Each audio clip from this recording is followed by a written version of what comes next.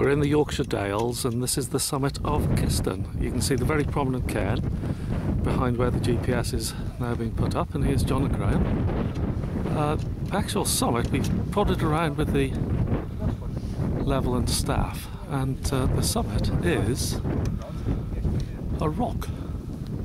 And if I go down here, there's the rucksack with all the GPS computerised stuff inside this little rock. We've given it a good kick 2 or 3 times.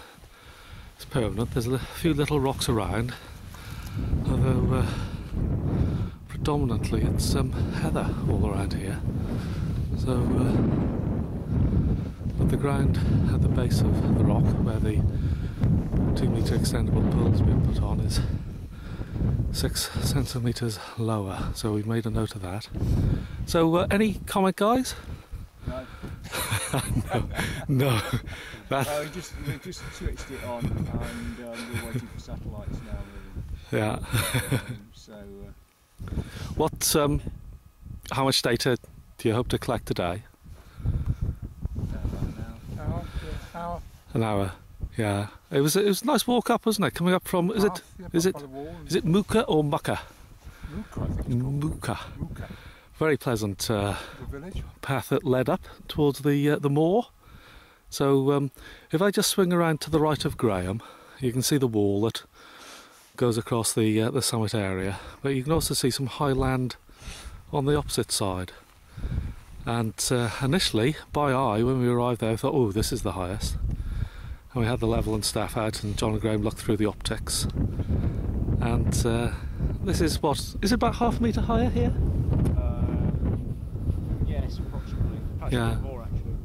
About 3/4 probably. Yeah, maybe about 3/4 of a metre higher on this part. I'm just doing a 360-degree panorama now. There's the prominent cairn. And that's just heading northeast where we're looking now, and then we're just swinging back around to where the GPS is. And I just overheard John said they're picking up 6 satellites at the moment, which is... Oh, he's got it on already. Give him that. This boy's fast. Is that probably the minimum, John, that you'd sort of want? You wouldn't want to go down to 4 or 5, would you, really, satellite-wise? So, satellites? Yeah.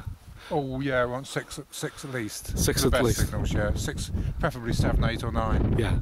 7, 8 and 9 gives good results from trials we've done. 6, it was okay, but 5 definitely not. Yeah.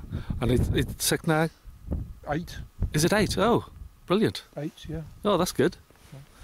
So don't know how long, but I'm going to back down into the heather a little bit now, so the camera will probably go facing the sky when I fall over backwards, because there's a bit of a dip behind me.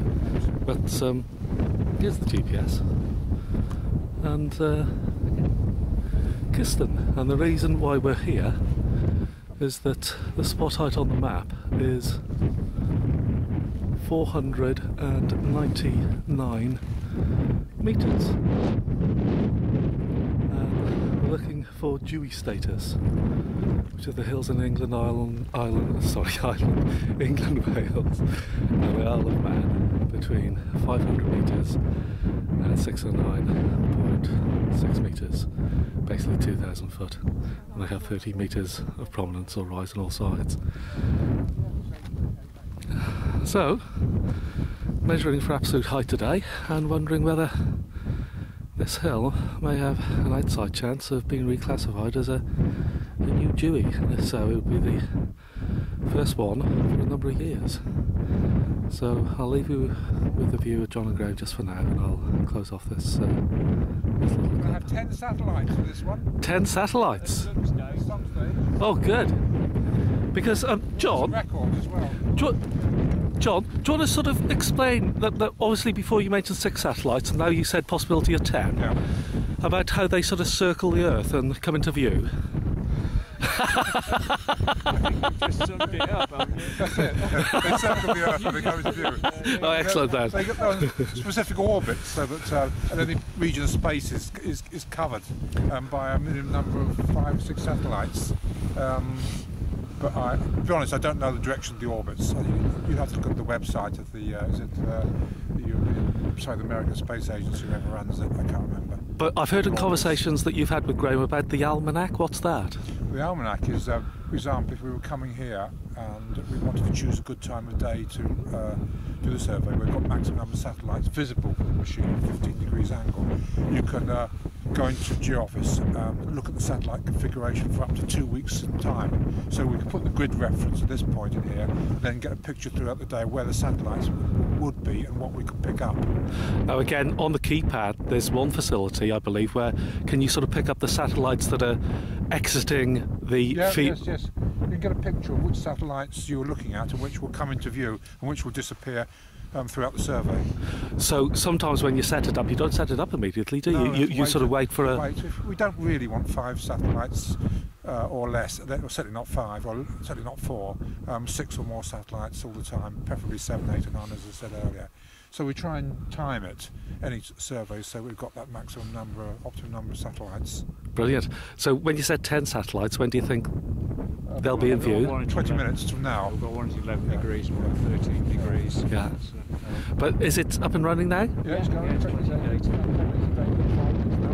Good stuff. Right, I'll close off then. Cheers, thank you.